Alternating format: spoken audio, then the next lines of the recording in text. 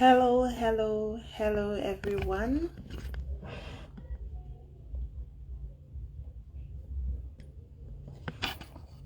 Good evening, everyone. Welcome to another episode of Tales from the Classroom, brought to you by Teachers Lounge NG. At Teachers Lounge NG, we are a platform that seeks to bring teachers from all walks of life to come in and share their philosophy of education as well as experiences with other teachers. That's how teachers can learn from their best practices, and then overall we can improve on the quality of education in our classrooms. And so far this year, we've had quite a number of guests. We're going to be taking this whole conversation one step further this evening, and we're going to be having an amazing guest, Early Years Learning NG. That's Miss Ayeni. I'm sure she'll join us shortly, so I'll be bringing her up shortly. So while we're working on who is going to watch this video later on, or who is going to join us live, it's always such a delight to be here month in, month out. Thank you so much for showing up. Thank you for watching and rewatching and commenting, liking our videos. You keep us going. And much more than all of the likes, the positive comments and all that, we hope that you're taking the tips and tricks that we share in these videos into your classrooms and working with them. That's what makes all this worth the while. So I just would like to say thank you to everyone once again. And I'm waiting for Elias NJ to join. As soon as she does join, we're going to get started. Now, just a moment.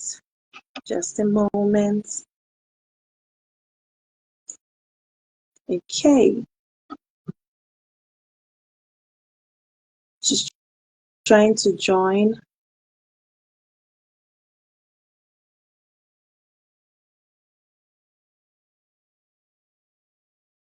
Okay.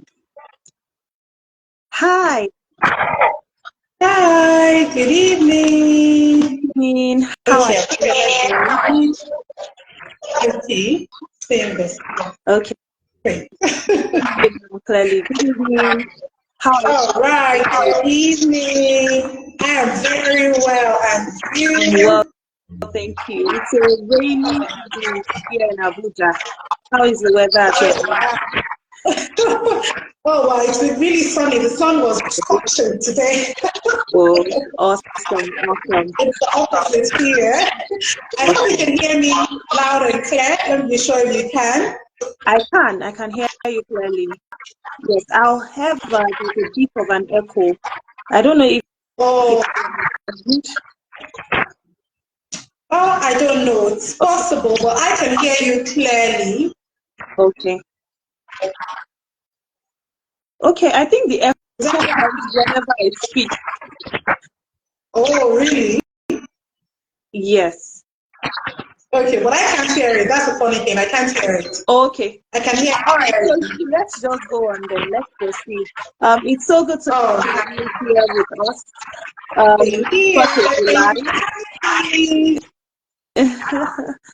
So this is Teachers Lounge, and the reason why we have this conversation, first of all, is to get to know teachers who are working hard around the country. At least they haven't gone international yet, to improve the quality of our education here.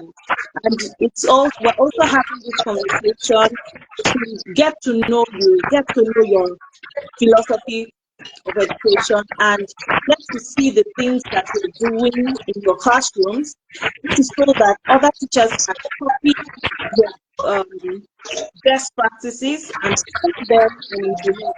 In fact, we had a session where I think you said something like in teaching, like copy is allowed, because when you see something that someone is doing, it's best to You just can definitely take that do the same. and go and Exactly. duplicate it in your classroom. So it's good to have you here. Welcome, welcome. And thank you everyone who joined. Thank you so much. It's good to have you all here with us. So please, we would like to get to know you. All right. Okay, so my name is Anuoluwapo Micheal Ayeni. I have different names in my classroom. I know those who know me as Mrs. Ayeni, and I know those who call me Miss Anu. So yes, so whichever one, Miss Anu some places, Mrs. Ayeni some places. I am an early years educator. I've been teaching for about 11 years, yes. But I started to teach in the early years. I think that's been about 7 years now, starting from 2016. Yes. So that was when I started to teach early years, and I absolutely fell in love with it. I remember when I graduated from the University of Lagos, I did early childhood education. And I had an NCE before then where I did English language and political science. So going to the university, I wanted to take a course in English language. But I had this person who advised me and said, do something different. You already know this English language. You're already doing well with it. Do something else. And I looked at, okay, what's the closest course that I would love to do? And I thought, okay, I used to enjoy the course, pre-primary education. I enjoyed that course, pre-primary education, when I was in my NC, and I thought, let me do early childhood. And the funny thing is, when I was going to take that course, early childhood education, I was thinking, I don't think I can cope with the children in nursery. I know, I think they'll be making so much noise, they'll be crying. I don't think I can deal with it. I think maybe I'll teach at key stage 1, year 2, and that'll be it. But as God would have it, by the time I was done, right after my degree, I signed up for graduate teachers training program. And right after that, during that period, I had to teach the reception class. And I absolutely loved it. I just told myself, I'm staying here. And since then, I have been an early years educator, and I've been an advocate of the EYFS, because I've seen the wonders that it can do when it is properly done. So yes, I am an early years educator and consultant. Fantastic. You know, it's amazing that you're the first early years education that have it on this platform. We started out this year. So welcome, and it's so good to have you. Yes. Roll clap for me. Sentiment, too. I share your sentiments. I feel like before I got to know education as I know it now, I always just assumed that those children that you can be packing something and they'll be wetting their bodies and you'll be the one. So that was mindset, right? So that was not good. So it's so good to have you here with us. Now, we ask you a lot of questions. So just wait for right. All right. So I know that these infant school learners, I think we should start with that question. What is how infant school learner like? Because the question I was going to ask you to share with us is to give us 4 prototypes of things that you often have in your classroom. But I think many of us even need to understand what is a typical infant schooler like. So okay. Okay, so I would say there are children who need to be supported, who need the right form of education. So one thing I've come to know is a lot of people, when they come into an early years classroom, you have a lot of expectations. So you're thinking, why is this child crying so much? Why is this child talking so much? Why is the child not sitting? So you have that expectation. But one thing I've come to say is a typical child in the preschool class needs support, needs a guide, because They're young. They want to do so many things at the same time. They want to do what they think is okay to be done. So it's your place, it's your role as a teacher to guide them. So one of the things I always say is don't just have expectations. Have you taught them? Have you showed them what they need to do? The child who is crying, that's what he knows to do. Because as a baby, he cries and he gets attention. So when he comes into class as a preschooler, he wants to cry and get your attention. So it's left to you to start to say, what can I do to help this child? How can I support this child? What kind of resources? Some people say children just love to play, they just want to play. Yes, they just want to play because that's what they know. So it's left to you to redirect and make sure that you use that play as a tool to get them to learn. So I would say that the typical preschool child is one who just wants to explore, is one who comes to the class. Yeah, there are children who don't have, like, what people will say, they don't have what they're thinking about. They're not bothered about the issues of life. Like you are thinking about adulthood and you're like, oh God, bills, this, yeah. They don't have stuff to worry about. So there are children who just want to be happy, they just want to explore, and they want to come into class, and they want to do the things that they want to do. So it's left to you as a preschool teacher to ensure, okay, you're setting up the environment in a way that they can explore, and while they're doing that, they're learning. Thank you so much. I was going to ask about the infant school children. So I feel like many parents have this mindset that, oh, this it's still a baby. He doesn't know what he's doing. He doesn't know why he's doing that. Let's just indulge him. What do you have to say about that? No, I don't make excuses. I don't make excuses. As much as they are babies, they take in whatever you give to them. So if they are doing different things and you feel like, oh, because he's a baby, I can allow him to do that, he will do it again because he doesn't know any better. And he's saying that, okay, when I did that, no one said to stop, no one said that was not okay. They will continue to do that. So I'm not of that school of thought where I make excuses, they are babies. Even though they are babies, I provide support. So if you're throwing tantrums because that's what you know how to do, and then support you and say, okay, it's all right, let's calm down. You take a minute to sit down in this corner, like create that environment where they have that safe space, they have that calm space, where if they are maybe upset about something, you can co-regulate them, talk to them about, okay, these are the things that I think you can do while you calm down. You want to talk about how you're feeling. Okay, if you feel like you just want to play while the lesson is going on, we start to do or use what we call social stories. Talk about how what you're doing now will not allow you to learn, will not allow you to, if they are young, if they are like babies, like toddlers, and at that point you know that they can't really what we call express the schooling. You start to use action, articulate and say, no, that's not okay. No.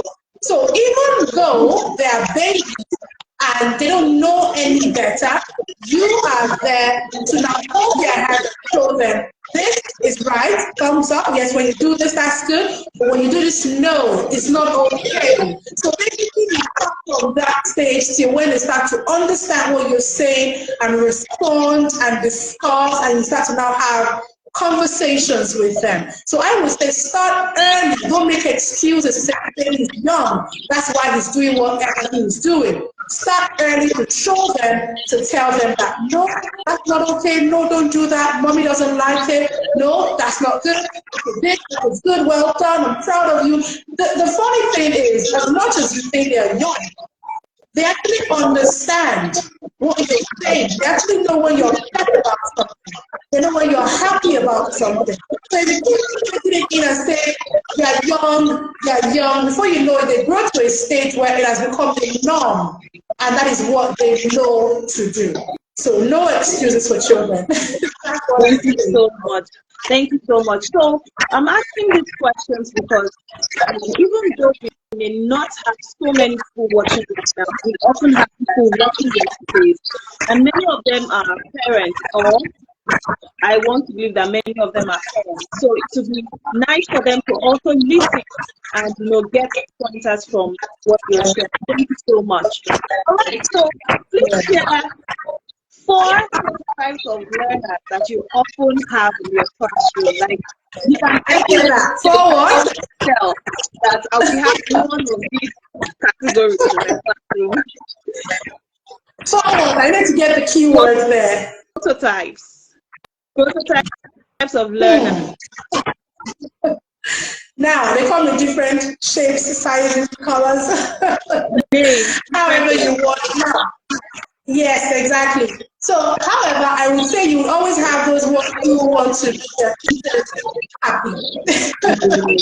You'd always have those ones who make them happy, saying, okay, Mr. Ayeni said you should do this, Mr. Ayeni said you should do that, and they are there to like push your agenda with their kids. Yeah. So a lot of times I'm talking about those 3 to 4 to 5 year olds now, because oftentimes I work mostly with these ones, but I know that the younger ones, you have mostly those ones who wants to cry, who wants to be carried. Yes, when you're having the babies, the toddlers, you have those who want to be carried, those ones who wants to cry and need you to like pet them, who want your attention. So yes, that would be my second one. So first I said, those ones who wants to help the teachers, who wants to help to ensure that people are listening, the class is quiet. And then we have let me see now, we have those who are seeking attention. Those who want to get the teacher's attention at all times. So by the time they are seeking your attention here and there, they're trying to make sure they raise their hand to say, oh, I have something to say. I have something to say. So from time to time, you have to keep saying, okay, I'll come back to you, but let's have others speak as well. Because if we keep coming to you, then you're not going to give room to your parents. So you have those ones who want to seek your attention. You have those ones who want to help you from every now and then. And then you have those ones who are not interested in whatever is happening. They just want to come to school to play. Like most times, I have those learners who, when it's time for activities, when you put down the resources, they're like, yay! Or you see that time when you want to sit them down for circle time and just talk. Like, no, I just want to be doing something. They are the hands-on children. I didn't hear that. Yes, I can hear you. I just muted myself because of the echo so that I can hear you. Okay. All right. So you have those ones who are like hands-on. Just give them activities. And then you always have the hyper children. They have lots of energy. And they're looking for ways to actually just get this doing, get that doing. So most of the time, you always make sure that those kind of children are your class helpers. So it's time to give out pencils, okay, do that. It's time to share their books because you know they have so much energy. So you need to ensure that they are putting the energy to use. So, okay, someone is going to be my line leader and someone to lead us down to the pool area. Please get that child because you know that child has energy and the right energy to drive. And then you have those ones who are not interested in school. They don't want to come in. They want to stay at home and sleep. They want to stay at home and play on their iPad. They want to stay at home and play with their toys. So yes, we always have those different categories from time to time. I hope I mentioned 4. Did I even mention more? I think you mentioned more than 4. You talked about the ones that always want to please the teachers, the ones that are always excited to take up responsibilities, the ones that want to do work, they're always excited about work. Then you have the ones that they love to play, but when you get to work, wahala happens. No. And then you have the ones that they don't even want to do like they're stressing their lives out. In school. Yes. As you were talking about the categories of learners that you have in your classroom, I was also captivated by the smile on your face and the enthusiasm with which you were talking. And I'm like, people need to see that this job that teachers do, it's not, the motivation is not coming from the pay, it's coming from the hearts that teachers have towards their work. So, can you share with us one particularly memorable event in your career so far? Let me see. Let me pick a latest one. Let me pick a recent one. So I would say that the particularly memorable one for me was I think it was about this year when a parent recommended me for my present role now. So I have this parent. I think I taught her child like years back. I taught a child years back, and then when I moved to my last school, she was also a parent there. So that was like the second time I was having to meet her and teach her child, another child this time around. And then a friend of hers needed someone to come and lead her school. And this parent called me and said, "Oh, my friend needs someone. I would like you to talk to her." So it just started like that. I'd like you to talk to her. And I thought, okay, maybe it was just for me to sit and talk and support. And I tried to talk to this person, and eventually I got the role. And it was after I got the role that she told me, "Oh, she put in a lot of work for you." And she kept calling me to ask, "Has she signed? Has she accepted it? I don't want you to lose her. You need to like hold on to her. She's very good." And this is the parent that I was just doing my job. I was just teaching and working and all of that. I didn't see her as that parent that was a bit hard. You have those parents that they love what you do and they are always recommending you and they're always like telling people about this teacher and this teacher. I didn't see her like that. So maybe she was just quietly observing and taking notes. And when the opportunity came, she was like, this is the person you need. Like the person told me, she has been calling me every day to ask if you have signed the offer letter. She said, "I don't want you to lose that." So that was like a whole lot for me. It made me feel like the parents are seeing what I'm doing. Even when they are not saying it, they are actually saying it and they're giving the right feedback. So that was like a big lesson for me. Certainly. Congratulations. When I saw the news, I was so excited for you. Congratulations. And it speaks to the fact that when you're doing what you do without expecting commendation, you weren't doing high service, right? You weren't even sure because I feel like maybe at one point or in time or the other shall come to you to say, "Oh, I love this about you. I do this." You may have been willing to do it down, but she probably didn't even do all of that. But you just kept on doing your job like doing what I needed to do. I'm a believer, and the Bible says that if you see a man that is diligent in his way, he will stand before you. And this is a typical example of that. So congratulations once more. Thank you. Now, I also want to believe that the career has not been all that rosy. So do you want to tell us about a time that you had a major obstacle that you had to overcome? Now, the honest truth I would say is I didn't feel like I was getting so much out of teaching until maybe 3-4 years ago. Maybe 3-4 years ago, I just felt like I was doing what I needed to do, but I didn't feel like I was earning my worth. So about this time 4 years ago, I was doing so much work day and night. So it was me going to work, no, I needed to be there. And one thing I always say is it's not about the people, it's about the children. So even if I'm not getting the best from the management, as long as the children are happy, that's something that makes me happy. I'm that kind of person that aside working with the children, I come home and during my own personal prayer time, I start to mention their names one after the other. I had a time where I was teaching 26 children, and when I can't remember all of them, when I mentioned 10, 11, I'm like, I can't remember. I pick up my phone and I open my class list and I start to mention everybody's name just so that I don't miss anyone out. So I'm not passionate about their progress. I'm taking notes. One thing I do a lot is I write. So a lot of times I write. While I'm working with them, I'm taking notes. Okay, this child, when he came into this class, this is what he could do. This is what I need him to do next. So I keep monitoring the progress of each child. Like daily, I have my daily observation book, which I need to give to the school. And then I have my own personal target book. So I set targets for each child by the beginning of the term. By the end of the term, or even in between the term, I'm reviewing it. How much progress has this child had? What next do I need to do? So I'm rethinking, how can I help this child to meet the target that I have set? So while I do that, I'm also praying for them. So all of that together, and then I feel like, even after all of this work, some days I'm coming home to do this work, some days I'm staying back in school till night. I felt like I wasn't getting so much from it.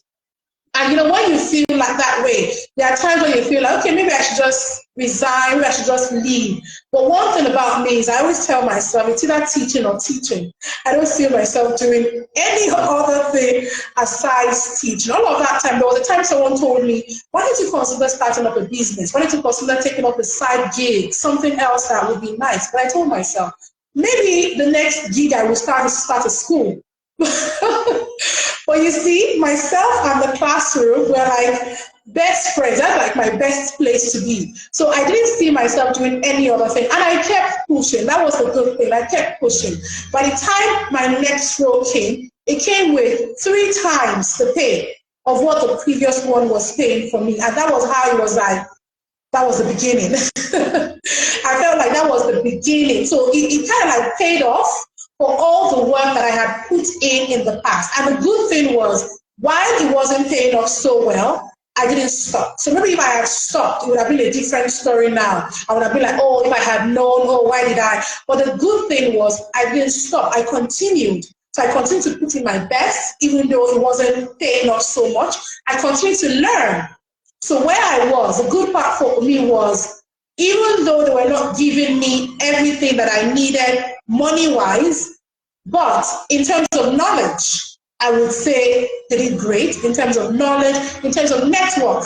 Yes, that's another thing I'm grateful for. So all of that time, I was learning, I was networking, so meeting up with amazing teachers, collaborating with them, networking with parents, and then learning from the different professional development courses that they made available. So I made that a point of taking in all the skills, all the knowledge, gathering everything. And by the time I moved, I was a star.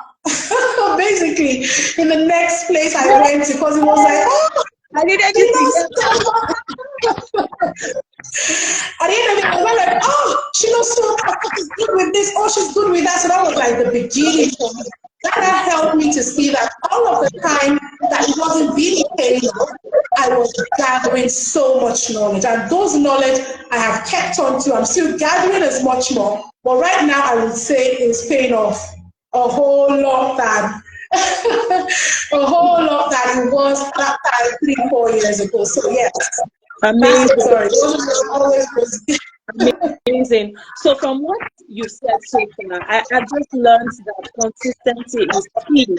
If you decided and if you made up your mind that this is what I want to do, you have to just keep putting in your best, even when the outcome at the moment are not exactly what you want. Just keep persevering. Because if you build up your skills up until a certain level, it will definitely pay off, because eventually, what everybody is after. And so once you're able to, once you've been able rather to acquire that value or to develop those skills that are requisite, then everyone will come asking for your skills, right?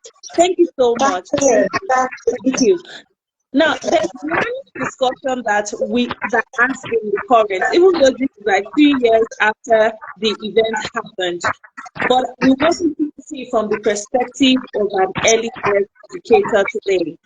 You know, the period that COVID-19 happened was a period that really shaped education, especially in our country. Now, who was GKS 1 at the time? But I want to hear from you. How did you do it? Teaching infants, children? How did you do it? Let's hear from you. What was that like for you? It wasn't an easy task. I would say it was not an easy task. It was a whole lot of, but you know how as early years educators, we're usually very dramatic because, of course, you cannot sit in front of them and be like, okay, so today we're learning about everybody says no. If you're an educator, you have to be very dramatic. So you know, yeah, let's do this. Yes, you got this. You know all of that. And then online, you need double of it. You need double of it, so you need to bring in that drama. So it's like children love to watch YouTube videos and all of things like that. So it was pretty much the same thing. So we had to bring in all the drama, all the role play that we would do in class. We had to bring it in. We had to ensure that we're engaging the children. So calling their names, letting them know you see them. So one major thing was the cameras were always turned on. I taught online, and I would say I enjoyed it. I enjoyed my lessons online. So one thing we always did was, as you come into the class, turn on your cameras. And it was a good thing because the children gradually adjusted. My 3-year-olds came into the class and they knew how to mute their mics. They knew how to turn on their cameras. So those were the first things we would teach. So when you come in, you'll be like, all right, everybody, welcome to class. Now, can you see that camera icon on your screen? Can you see the camera? Now tap on it. Good. Tap on it again. Well done. Now I can see you. Can you see me? All right, where do you see me? So we did a lot of that. All right, can you hear me? Thumbs up if you can hear me. If you can't hear me, let me see your thumbs down. So they got that. Gradually said, okay, mute your mic now. I can see you, A, I can see you, B, I can see you, C. Call your names, let them know you can see them. Gradually, and another thing was make the class as engaging, as interesting as possible, but also make it short. So you don't want to keep them in class for 30, 40 minutes because you know that they would want to get up and get moving. They would want to catch. So one of the things we would do is we did a lot of treasure hunt. While they were online, you'd be like, okay, today we're learning about. Now, can you think of words that begin with someone tells you socks, someone tells you sun, someone tells you snake. All right, now can you look around the house? I'm giving you 10 seconds to quickly run around the house and get me something that begins with. So everybody's running, everybody, I'm counting 10, 9, 8, 7. Welcome back, B, good job. 6, 5, 4, welcome back. Welcome back. So it was always a lot of engagement, a lot of activities, get the children moving. Some days you want to start your class and say, okay, everybody stand up, let's dance. Shake your body, all right, up, down, all of that. So it was always a lot of engagement, interaction, activities, and at the same time, keeping it short. So max 20, 25 minutes, and then you're done. You can tell them, okay, let's take a water break now. Water break, they go on, they come back, they continue if you want. Other than that, you can always give them a break and say, we're back by 10 o'clock. Tell mommy and daddy, we're back by 10 o'clock. Good. So before you know it, the children got used to it. They got used to coming to sit there, to see your face, to listen to what you have to say. And they know that it won't take so much time and they're done. So we did a lot of short classes, and then we'll upload games, links to different resources that their parents can always help them to open up, and then they turn it in on Google Classroom or send it via WhatsApp. So I have it different times. Sometimes we tell them send it in on Google Classroom. Sometimes we say send it via WhatsApp or via email, just so we can see that they've done the task. But for those younger ones, for our toddlers, for our 2-year-olds, it took mostly mommy, daddy, or auntie sitting with them to get them to participate in the lessons, but at the same time, we require support for their age. All right, thank you so much. So I think I got 3 keywords there. You need to, number 1, come with your energy, like all the energy. Just bring it on. Then number 2, you pay attention to your learners. Call their names. Let them know that you are paying attention to them. I can see you, even though I'm not there with you. I can see you. I can see what you're doing. Yes, and number 3, keep it short. Like keep it short. Attention fans. Let's work with their attention. All right. Thank you so much. Thank you. So, I have teacher of my own. I tend to repeat words or sentences sometimes. Please, can you tell us what teacher habits? Some teachers maybe keep things that are good at the classroom display, and they are keeping garbage and garbage in their own. So, what do you have any teacher habits? I would say one teacher habit is drama, yes. Okay. I did the drama, yes. So I can't be So, really dramatic. So I bring that drama home most times, and I'm like, and okay. some days my husband has to remind me, I'm not the back. Like, what's this? So I can't get really dramatic. Like I'm talking to the 3, 4 year old, and I'm trying to talk to an adult like that, and I'm gesticulating a lot of actions and all of that. So I think yes, that drama. So the drama And comes another in. one. My other teacher habit is a bad habit that I'm trying to stop because that habit has done twice. That habit is holding my pee. Like holding my I pee. You lost know you for a how bit. you're in class, I lost holding my pee. your P. Oh, Yes, oh, yes. yes. Holding my pee. I Yes. didn't So mention that.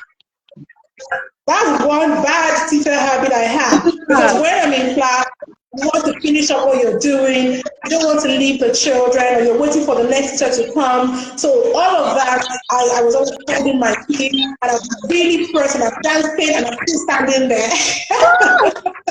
like I can So so relate. used to do that. I used to do that a lot, and I got so used to it that even when I'm at home, I want to use the restroom, and I'm just like dancing. And as an adult, imagine someone having to tell you, do you need to use the bathroom? Because Are you like, sure we're why not you? twins at this point? It was during COVID I'm that I was telling you. home with my mom that she just stop me look at me and say, okay, you are pressed. It's like she calls my attention to the fact that I'm actually pressed. I'm telling you. So I did that a lot. I ended up in the hospital twice because they would tell me, "Oh, you have this infection. It was because of you need to use the offer." So I'm not at that stage where I'm like very conscious. If I feel like I'm going to want to read in the next 2, 3 minutes, I'm like, okay, I need to use the bathroom. I need to use the bathroom. So that's another teacher habit. I think aside that, and also maybe writing a lot. Yes, writing a lot.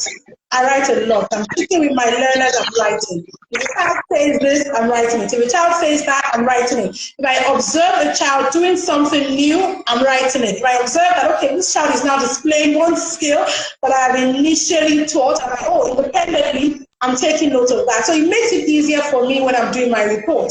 Because I just go back to my book and I can say, okay, these are the new things this child can do. This is what this child cannot do. So I think that has also come to happen because even at home, when I need to like plan my day, when I need to do things, I'm writing. I'm always writing something down. So yes, that's another teacher Do habit I have. you eat on time though? Oh, Yes.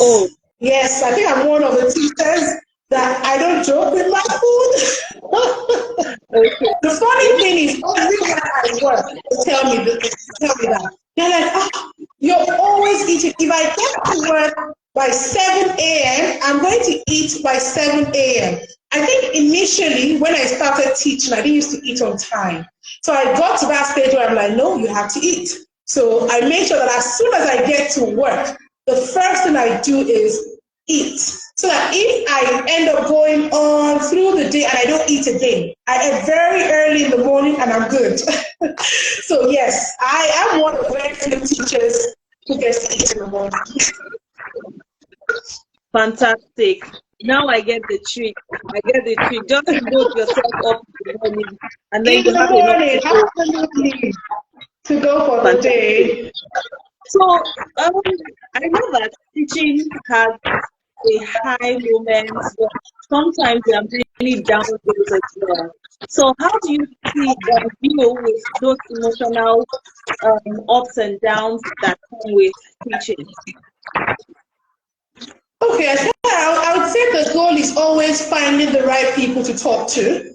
So over the years, I think I have those amazing teachers in my corner that I can always rant to as it is. So when I see that something is not working right, something is upsetting me, is it a child in my class? Is it a parent? Is it someone in management who's trying to like stress me out?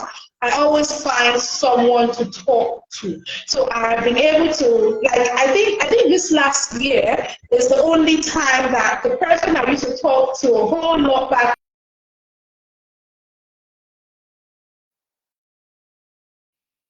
when it really did turn on me that, oh, she's not around. There's no way I can go to her and say, I have this brand. So, but then the best thing is always having the right people to talk to.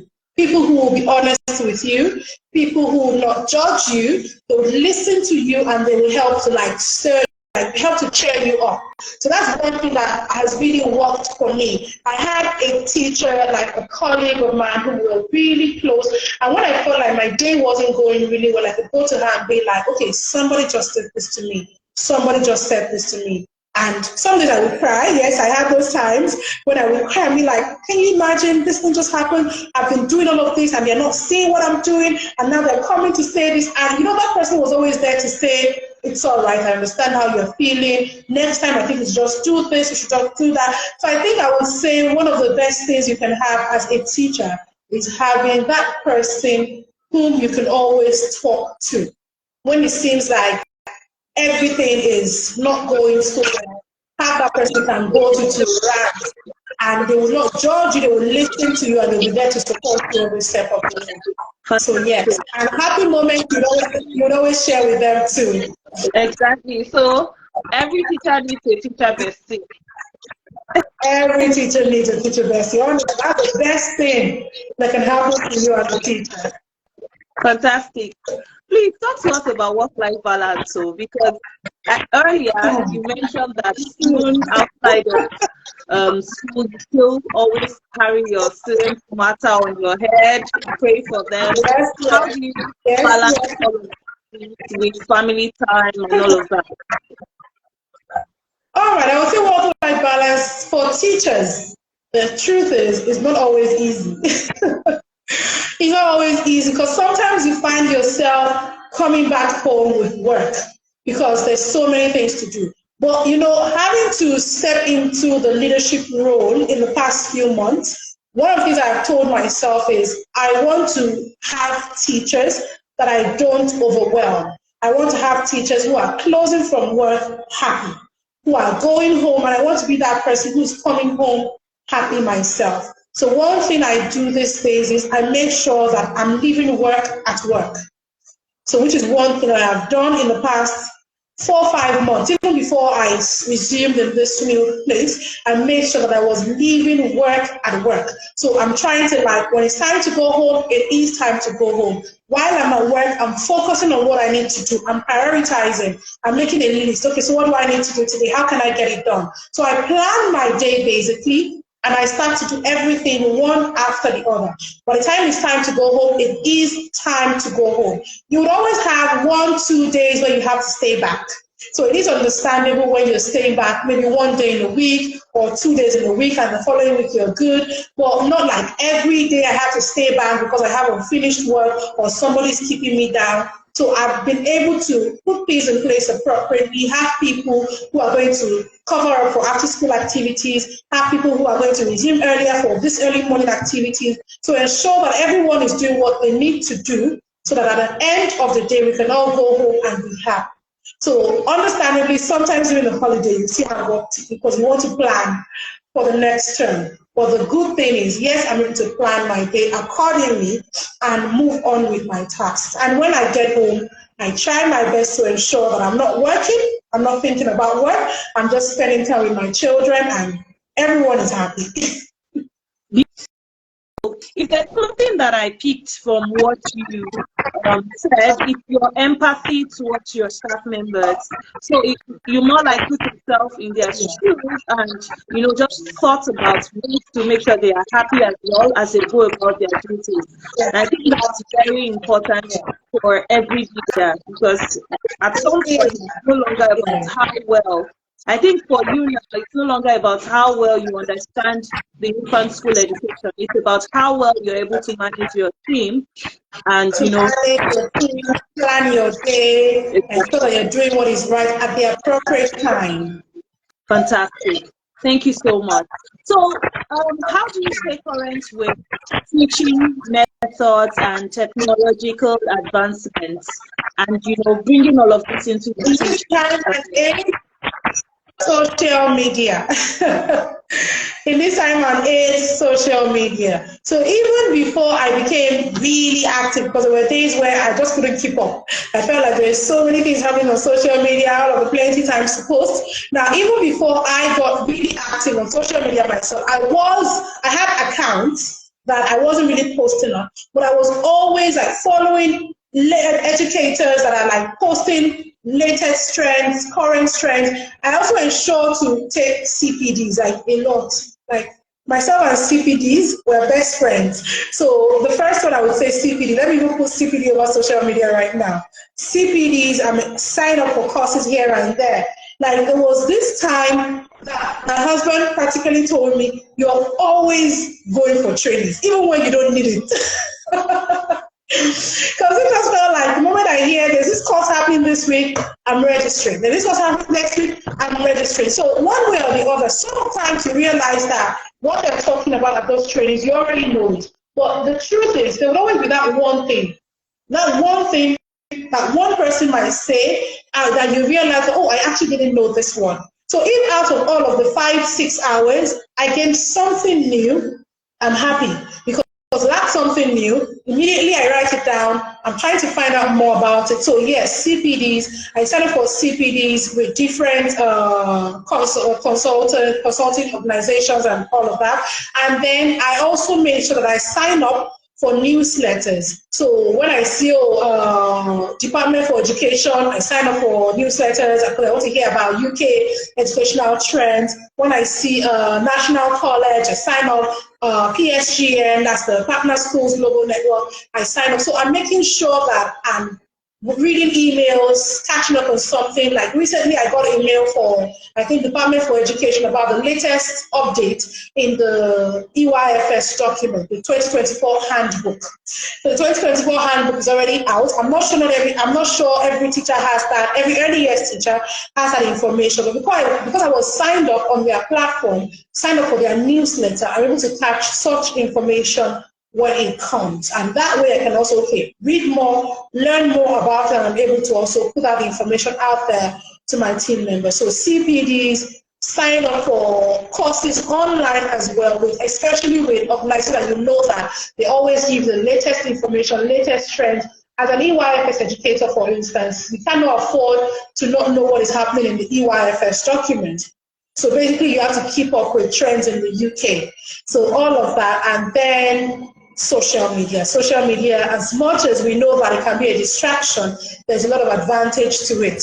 When you're learning from other people who are updated on what is happening and are coming to share the information with you, and then you're also getting, like I can say, a lot of people I have met online and collaborated with, it has led to like great results at the end of the day. So when you put social media to good use, follow the people who have the right information, follow the people who are already up there. Gradually, you start to make sure that, okay, once they post about something new, you learn about it, you're reading about it, and then constantly read. Read, and read. It can be a whole lot. Once they say this new document is out, I download, I'm reading, I'm going through it, I'm trying to see, okay, what has changed? What's a new development? What do I need to update in my class? What do I need to update in my curriculum? All of that. So it is very important to read. Not just sign up for the newsletters. When it comes, read it. So I would say that is everything. Fantastic. You see, all the information that you just shared right now, I think that forms the foundation of the conversation we're having. We want teachers to come and share their best practices. And so I'm saying this to every teacher out there. Are you going to sign up for newsletters after now, or are you still going to snooze? Please don't snooze from this information. Thank you so much for sharing with us. And you even went on to mention certain sites that people can sign up for. I appreciate that. So as we begin to wind down with our conversation, I don't know if people from our audience, you can send questions and she'll be happy to respond to your questions. So tell me, what is your vision for education, first in Nigeria And then Africa, what's your vision for education? Well, I would say that equipping teachers adequately.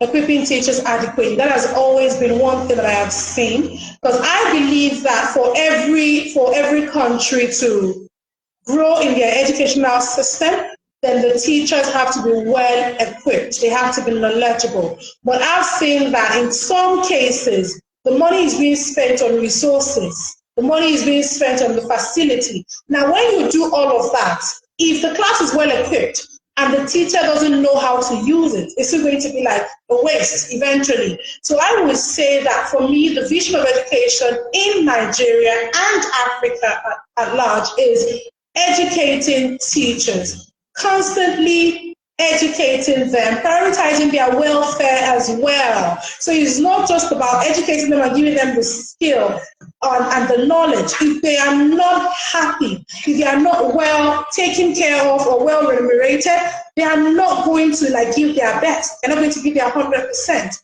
So in Nigeria, I would say, I know that we have a few percent of teachers who are well paid, and most of these well paid teachers are working in international schools.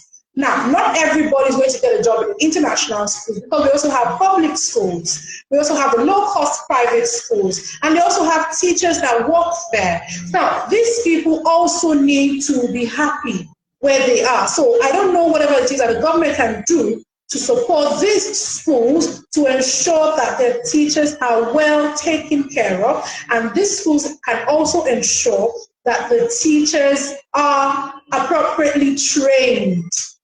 There's a whole lot that teachers need to learn. They need to learn behavior management. So I don't think that's all about beating the children. I've seen teachers who say that, oh, there's this child in my class, if I don't beat him, he doesn't learn. And now he's used to me beating him.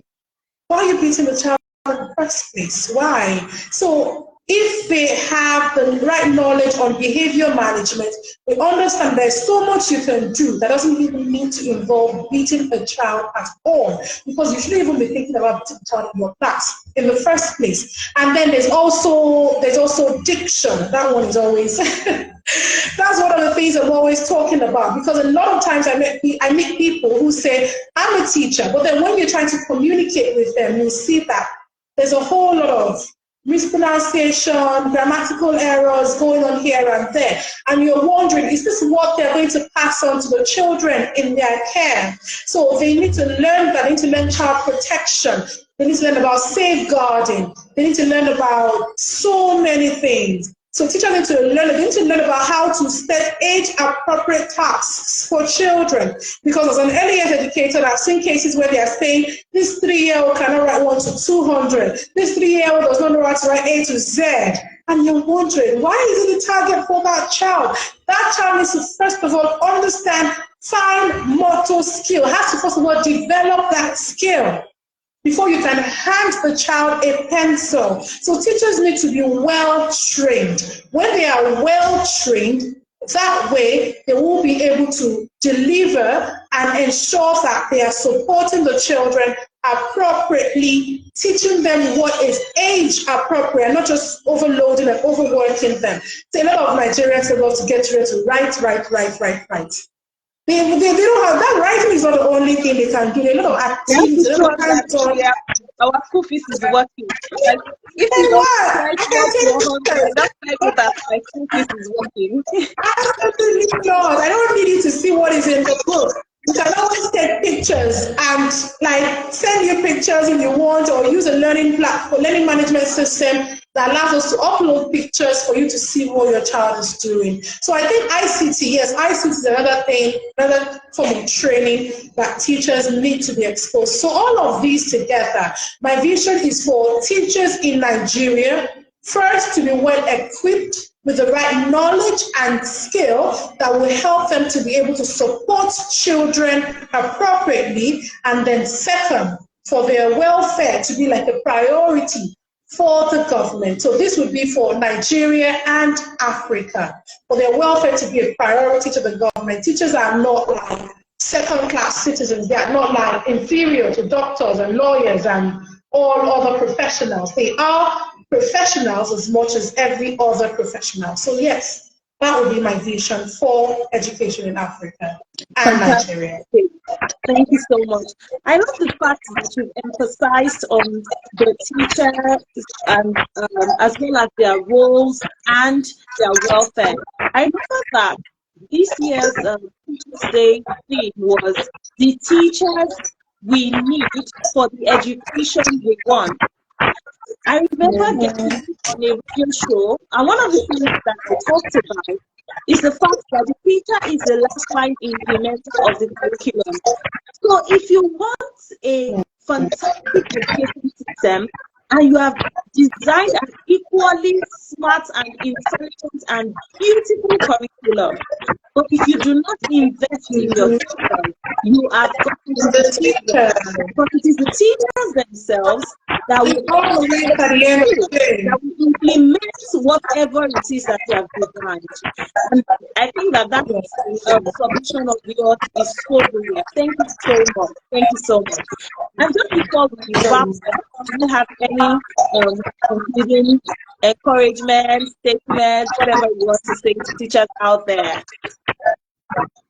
Okay, so I would say, let me first of all start by saying it to teachers as a whole. I would say, as a teacher, you need to always believe in the children. There is so much that they can do if you believe in them. And as much as you believe in them, be ready to do the work to support them. I think it was recently, I saw a post somewhere where someone said, a teacher sent me a message saying, my child cannot write 1 to 15, I should teach the child. And then I started to laugh because, okay, if you as a teacher is sending the message to the parent to say, teach the child, then what do you want to do in the class with the child? So I would say that as a teacher, believe in the child, be ready to do the work to support them. Don't just come to the class and say, okay, child A, child B, child C, child D, all of you have to meet this target at the end of the term. You need to understand the child. You need to set appropriate targets for them, knowing that this is what this child is able to do now. What can I get him to do next? So not just pushing him together with everybody, but individualized targets would work for the children. And also be willing to invest in yourself. If the school is not ready to invest in you, if the government is not ready to invest in you, start by investing in yourself. And at the end of the day, you will see the result, you will enjoy the result. Because while you're waiting, you might end up waiting for a long time. But when you start by investing in yourself, eventually, people who are out there start to notice how unique you are and how great you are as a teacher and start to refer and recommend you. Fantastic. Like that, yes. But to my early year teachers, I would say continue to support those children, continue to be there for them, be that adult that will make a difference in their lives. Thank you so much, Mr. Ayeni. That's such a pleasure having you here with us this evening.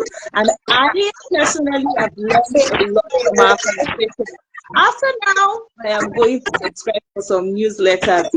I will not just subscribe, I will sit down and read the newsletters. Thank you so much. And to everyone out there, you're welcome. You're welcome. So every teacher out there, I'll just like to conclude this by letting you know that we here at Teachers Lounge NG are also committed to your growth and professional development. You heard her talk about social media earlier, right? And social media is one of the tools that we use to reach out to teachers. And guess what? In December, we're planning a 12-day-long teacher seminar series. Should I call it a Insta Live series? Basically, it's called the 12 Days of Teach Mars. The 12 Days of Teach Mars. And so I would like you all to please keep your fingers crossed. For those 12 days, we're going to have 12 topics from different seasoned teachers and professionals around the country. Thank you so much, everyone, for joining us this evening. And till next time, it is bye. Thank you, Miss Ayeni. Hope to have you some other time. Bye. Oh, you're muted. I'm sorry. Laura, yes. I said I will be glad to come back. Thank you for having me. You're welcome. Enjoy the rest of your evening. I will. You too. Bye. Thank you. Thank you, everyone.